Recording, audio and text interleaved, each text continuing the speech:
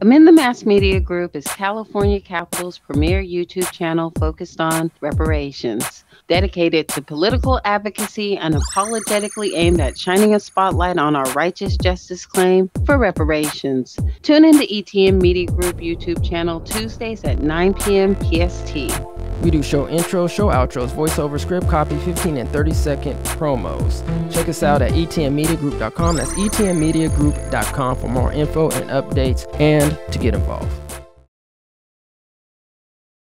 Lorren Carr. I'm from Los Angeles. Okay. Current resident. I've lived in Los Angeles for 64 years. Okay. I've lived in Los Angeles. 21? Vaguely, I've heard it. I don't really know a lot about it. I haven't read the bill, and I wasn't even paying attention to what the bill meant or what it was about. I just heard it, but I couldn't tell you what it was about. I am not. I don't know what the task force. I wasn't aware of the task force or what it's doing or any progress that it's made. I have heard things in the news. I heard maybe a couple of weeks ago. In September that a gentleman lost some land in Manhattan Beach, California, and there's a move to restore that land, the ownership back to him. But I don't know the details. I think it's a good thing if it does. I have heard of folks that have lost their land in the past based on just it being taken from them because people wanted it, and that's always like, wow, it's been like, that's America. The Indians, people take things from other people when they can sometimes, and that's what's happened to them. And to restore that has always been like, well, why not? That's recognizing something, and that would be, I think America would grow if it recognized something for black people. I think it would grow, and then make a gesture. I get affirmative action, but things have a tendency to start moving in another direction, or the original intent gets lost in other politics. And I think that the move to restore property to people as it can be identified and done would be a good gesture. It would be a good thing to help us grow. As a concept, I'll tell you, reparations, I've heard this before, and I've kind of gotten over reparations only because as I deal with it as one man, a black man in this society, it becomes distracting. And I've been training myself. I'm 64 years old, and I've been training myself to look away from the group, look away from the government, look away from the church.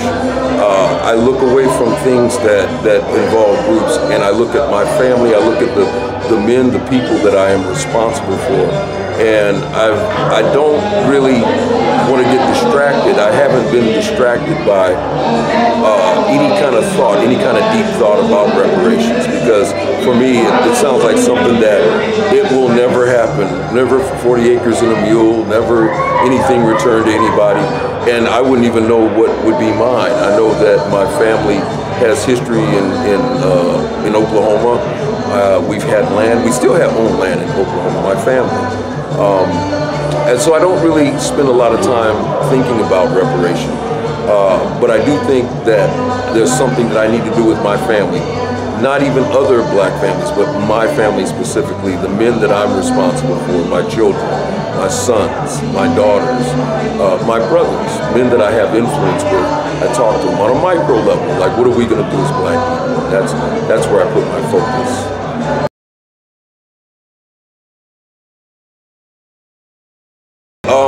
I would love to see how that's done. A lot of times, when I look at how would you find out who gets what, when, and where, I know that would be a monumental task. I would love to see, like even as it's starting right now, as people are able to identify things and find the owner, the real owner, that person who has, as it's able to be identified, and it doesn't have to be like black and white, it could be a shade of gray. But I would really worry if we got distracted as a people on reparations there is a time when people are conquered, they have to get over it, and they have to move forward in a way that recognizes that what we lost and will never happen again. And that building that you have to do individually and as a group that protects yourself, that stops going to your oppressor and asking for them to give me a break. I'll make a break. I'll take a break. You will respect me. You will respect me not because I'm asking you to, but because you have no choice. You see, I've become strong. You see that I don't look to you. And that's where, for me, reparations is, if it's done in a way that preserves our something it needs to preserve in us, that lets us know that you haven't done me a favor. This isn't and I know that things, sometimes we give people who don't understand what they've got, it's like a windfall, it's like rough justice. Some people get things they don't deserve, and other people didn't get enough of what they lost. And that's what I don't want to see happen. But at the same time, the gesture and even the feeling of returning back to the people what's been taken, that I can identify, I cannot even argue with that. That's any thought about reparations, as long as it brings about a strengthening of us as a people, of black people, if it makes us stronger, I'm all for it. If it's something that we get distracted and become weak, and people who don't even understand what they got, they just thought it was a payday with no work, or that don't understand the history behind it, I think it could be damaging. It could hurt people. These are times where people feel entitled to stuff, but it's also a time when people don't realize the price that other people have paid. I'm going through a thing right now. Historically, I was 8 years old when the Watts riots took place. I was 8 years old, and we have a beautiful hospital that was built in Watts as a result of that riot. But yet, as I ask black people, as I ask my black brothers and sisters, would you let me take you to that hospital to get cared for? They run. They say no. It's got Martin Luther King's name on it. And it's like, no, take me to Cedars-Sinai.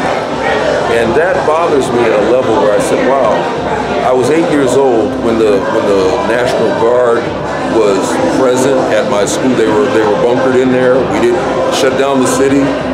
People died. And as a result of that, they built a hospital that we don't go to. I don't know if anything has changed. The neighborhood I lived in is also worse today than it was then. Things have not our schools are worse. Our communities are in more trouble. So from 8 years old, I used to walk it had to be at least 3 miles to go play baseball. You wouldn't think of having an 8-year-old walk in that neighborhood today. You'd be in trouble.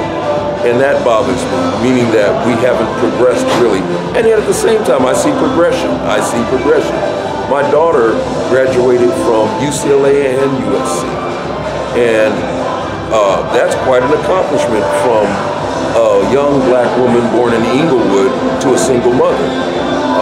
So I know things can happen, but the things that happen, I hear politically, like one of the things we said was that she will have a great education.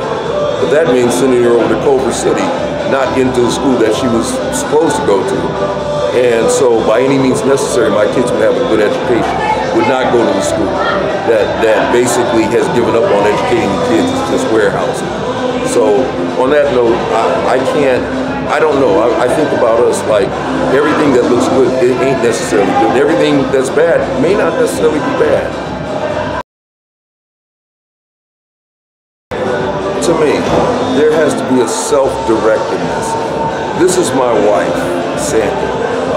And this young lady, you might say her name, please? Sandy Carr.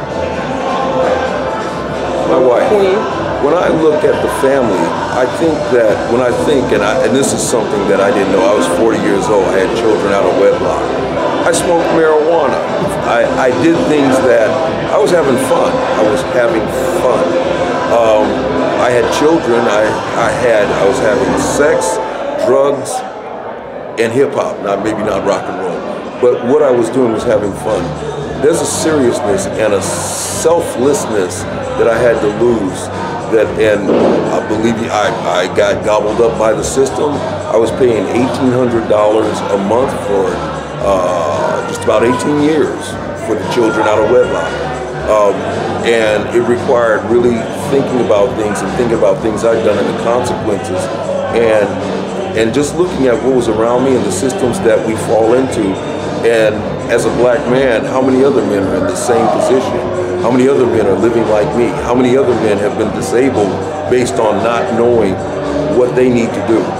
And so what I have seen is that there's a lot of black healing that has to take place. I think there's a quiet crisis that's going on between black men and black women today. Black men don't seem to be getting married. When my daughter became of age to get married or even date, I looked at the state of black men and I said, wow, on drugs, in prison, or live with their mothers or something, but are black men learning how to be men? And then when you look at 70% of the children don't have fathers in the home. And then I looked at my own daughter, what she went through. She was born in a civil war, not in a civil union. She was born in a civil war. And I amazed at how many kids are born in civil wars. So she goes into marriage knowing what? Does she know how to love? Does she know how to respect a man? What does she think of me as a father? Now my daughter loves me, but she's married today, and she's a very intelligent woman. But I could see the scars of just her relationship, what I didn't teach her by loving her mother. I think that black men and black women have to get back to love. We have to learn to love each other again. We have to learn to forgive each other again. We have to learn to readjust our priorities towards each other and about being black. Black is not an excuse. Black is something that I feel very gifted. I never dated white girls. I never wanted to. But I didn't know how to treat black women.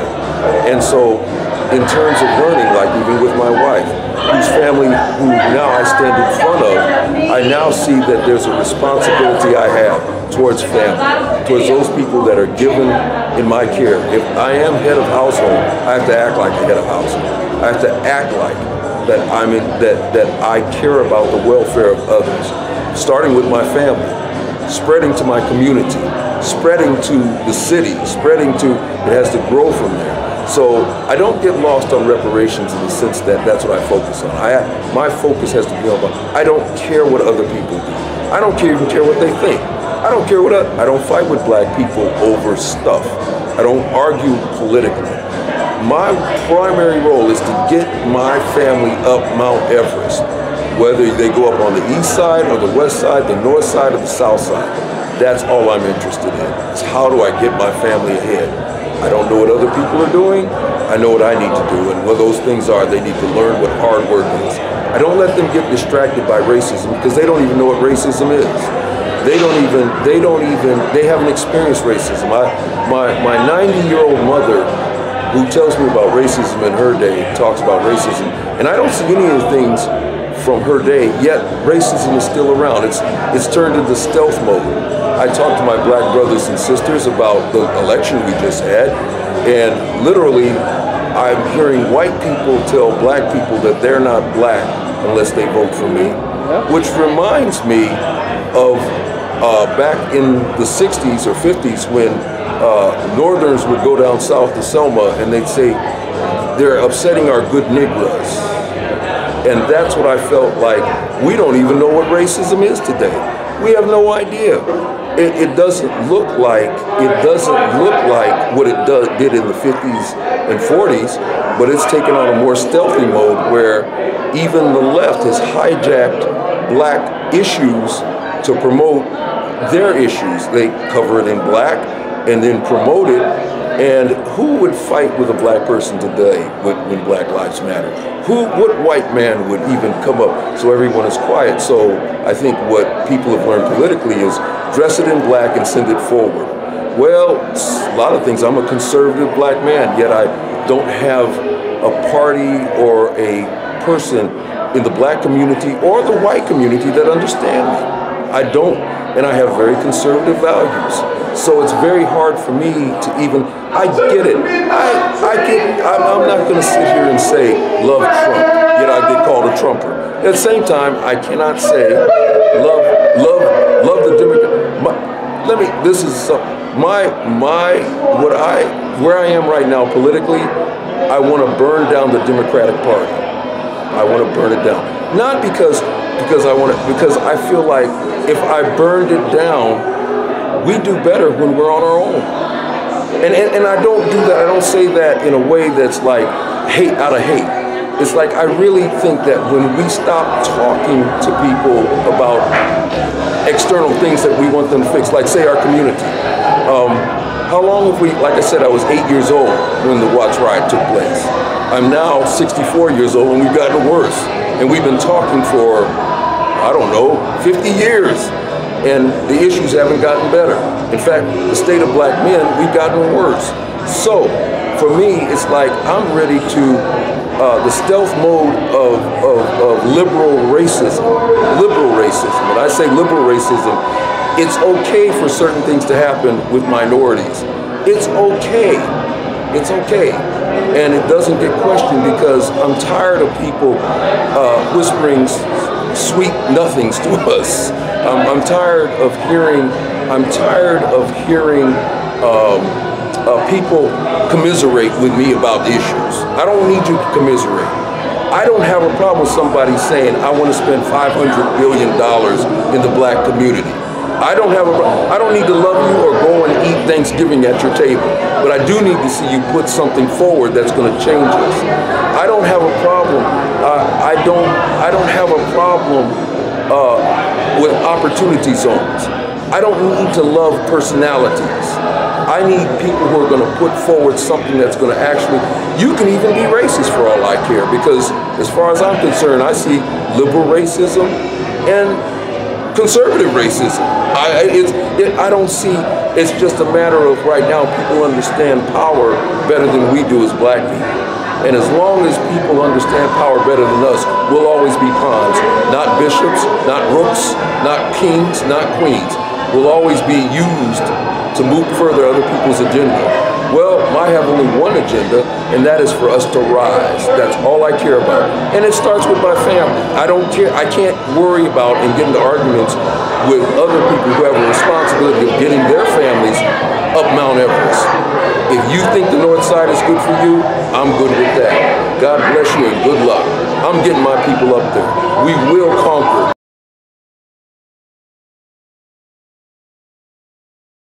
Because you see what being black, it has nothing to do with white people, it has to do with our attitude about each other.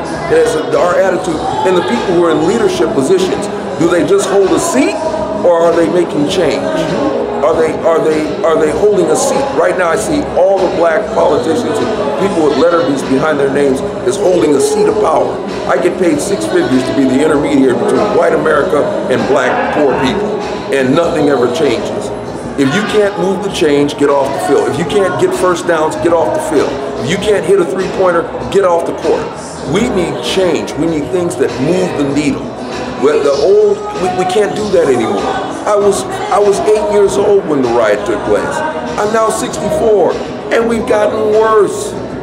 Any coach would have been fired if this was. Any coach would have been Elgin Baylor and the Clippers. This is unacceptable, but it's not unacceptable for us as black people. It's kind of like, oh, well, white people, I'm tired. I don't want to look at externals. I want to look in the mirror and look at what can I do. And when I look in the mirror, I can see 5 things I need to change in myself that changes my life. So I don't want to talk about externals. I want to dismiss all the white people from the room and have a very conversation with black people. Okay. Starting with the crisis between black men and black women. Okay. And that's a tough conversation because it's a tough conversation.